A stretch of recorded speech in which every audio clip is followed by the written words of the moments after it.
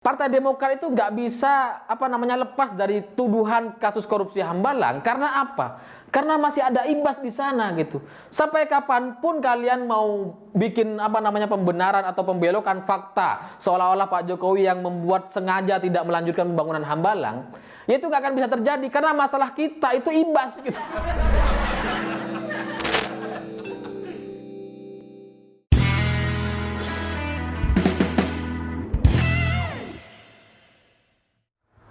Selamat malam para mantan, selamat malam untuk semua senyum dan pelukan hangat para mantan.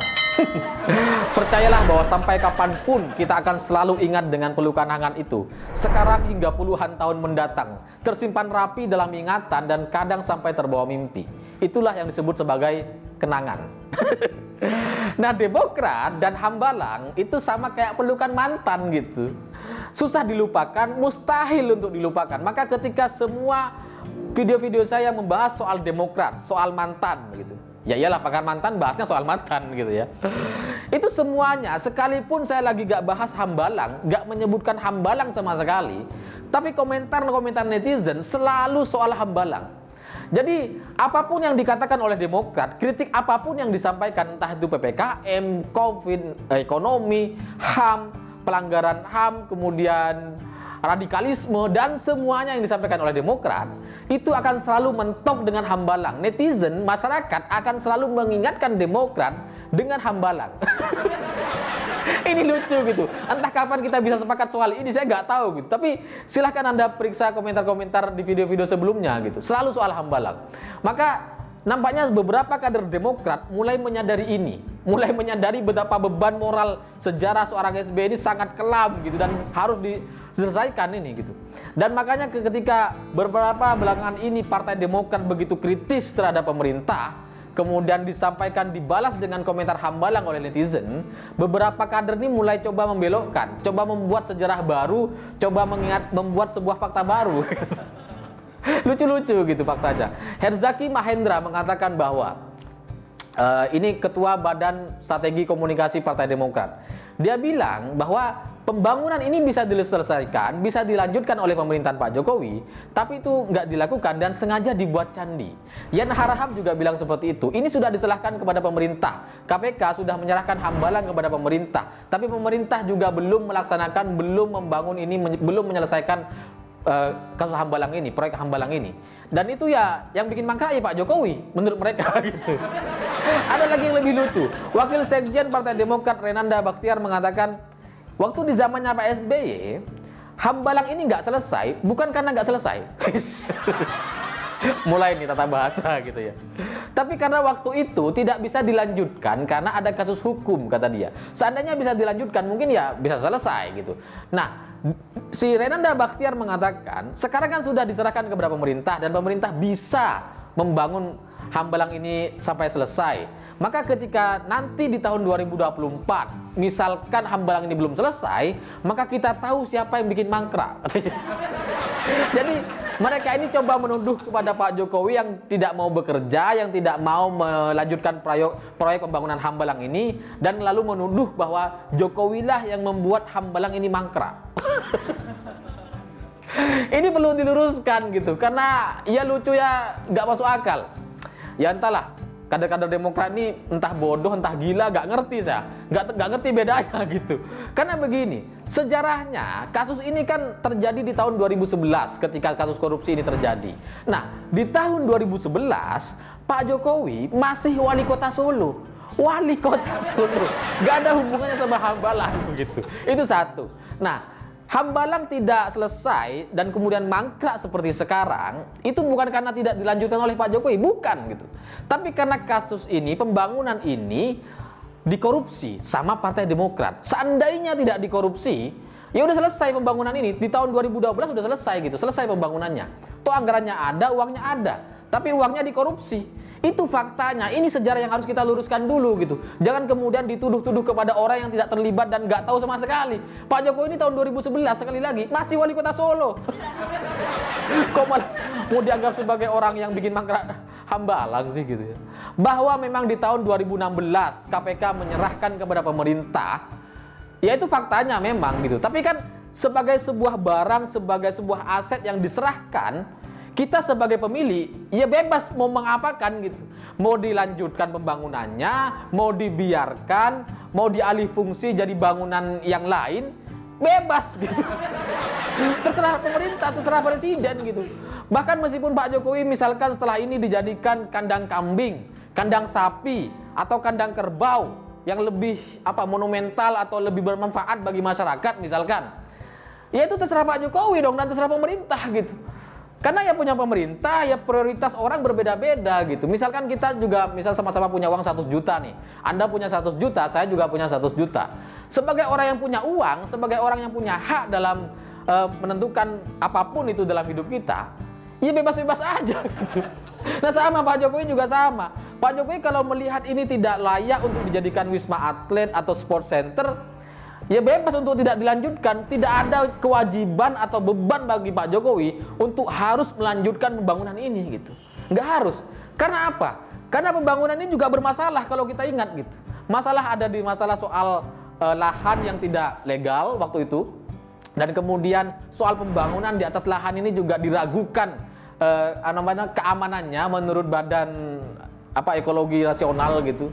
Ada badan bencana lah. Mereka menganalisa itu. Jadi kalau kemudian di tahun 2016 Pak Jokowi datang ke sana meninjau langsung, kemudian melihat-lihat hambalan ya meskipun itu kemudian diidentikan dengan menyindir SBY yang lagi tour de Java gitu ya.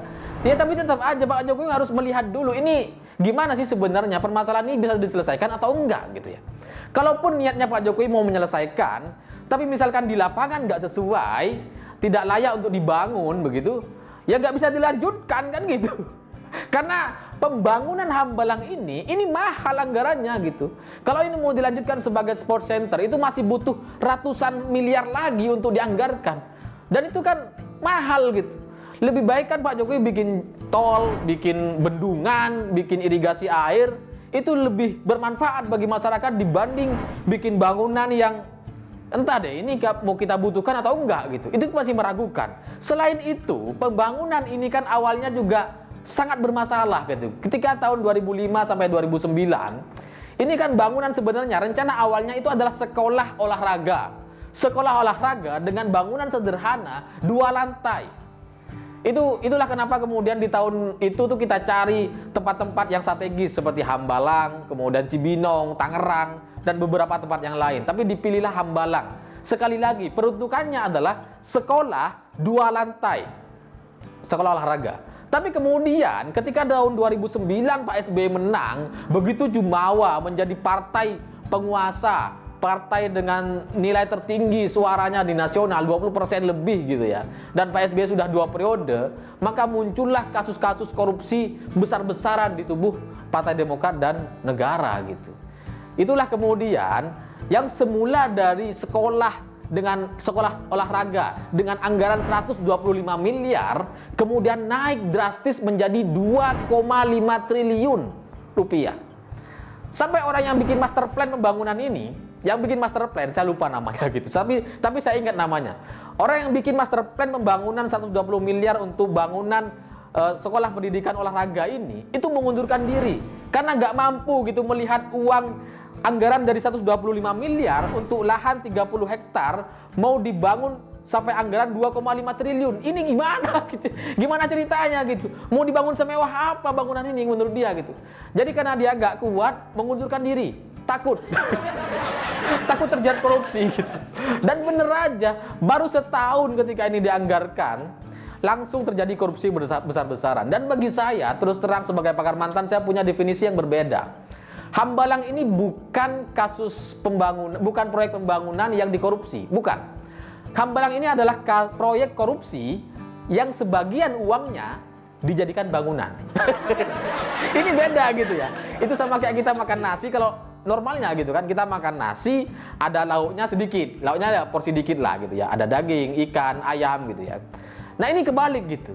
Ini sama seperti orang makan daging, lauknya nasi. Nah ini Hambalang. Jadi ini memang proyek korupsi, tapi sebagian uangnya dijadikan pembangunan, dijadikan bangunan, dan itu yang mangkrak sekarang itu. Karena menurut BPK, tinjauan PBK ini menurut mereka sudah merugikan negara sebesar 706 miliar. Dan uang yang dikorupsi 514 miliar rupiah. 514 miliar rupiah.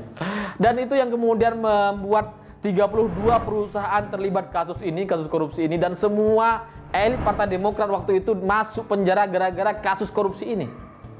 Anda tahu, Anas Urbaningrum, ketua umum Partai Demokrat, masuk korupsi gara-gara kasus Hambalang. Kemudian Nazarudin, bendahara Partai Demokrat, masuk kasus korupsi gara-gara Hambalang. Kemudian wakil sekjen Partai Demokrat Angelina Sondag juga masuk penjara gara-gara korupsi Hambalang. Jadi semua elit Partai Demokrat waktu itu runtuh gara-gara kasus Hambalang. Cuma ada satu orang sakti yang tidak masuk penjara sampai sekarang dan masih aman, yaitu adalah sekjen Partai Demokrat. Siapa itu? Siapa lagi kalau bukan orang sakti? Ibas. Ibas ini yang selalu bilang, wahai rakyatku, gitu ya. Karena logika aja deh.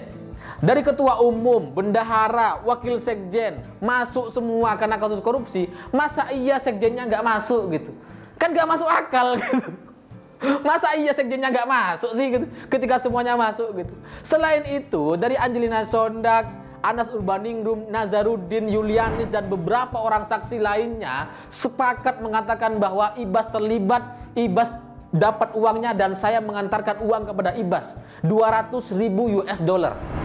Ada banyak tuh pengakuannya gitu. Semua orang sepakat itu. Tapi sampai sekarang Ibas masih aman-aman aja. tidak dipanggil, tidak dipenjara sampai sekarang. Jadi bagi saya, Partai Demokrat itu nggak bisa lepas dari tuduhan kasus korupsi Hambalang. Karena apa? Karena masih ada Ibas di sana gitu. Sampai kapanpun kalian mau bikin pembenaran atau pembelokan fakta seolah-olah Pak Jokowi yang membuat sengaja tidak melanjutkan pembangunan Hambalang, ya itu nggak akan bisa terjadi karena masalah kita itu Ibas. Kenapa ketua umum, kenapa bendahara, wakil sekjen semuanya masuk penjara, sekjennya enggak, Ibasnya enggak? Itu permasalahan kita sekarang gitu. Jadi Demokrat kalau mau menyelesaikan kasus ini, serahkan Ibas kepada KPK, antarkan Ibas ke KPK sesuai dengan nasihat Anas Urbaningrum gitu. Itu mungkin baru bisa selesai kita gitu. Baru kita mungkin selesai dengan kasus permasalahan korupsi Hambalang ini. Kalaupun nanti Pak Jokowi misalkan mau jadikan Hambalang ini sebagai kandang kambing, kandang ayam, atau apapun lah yang lebih bermanfaat, atau sekalipun tetap sebagai sport center seperti yang diimajinasikan oleh SBY dan pemerintahannya dulu gitu, tetap aja sejarah soal Ibas ini nggak bisa lepas gitu. Tetap aja kita akan selalu ingat Demokrat dan Hambalang sekalipun itu sudah selesai. Sekalipun Pak Jokowi udah bikin bangunan ini selesai, Hambalang sudah berfungsi, tetap aja sejarah akan mencatat bahwa hanya Ibas yang tidak ditangkap oleh KPK, yang tidak diproses hukum ketika yang lain sudah masuk penjara. Tanyakan aja gitu kepada Andi Malarangeng, Menpora waktu itu, yang membuat bangunan ini dari 125 miliar menjadi 2,5 triliun. Itu sekarang di mana ketika lepas dia dari penjara gitu?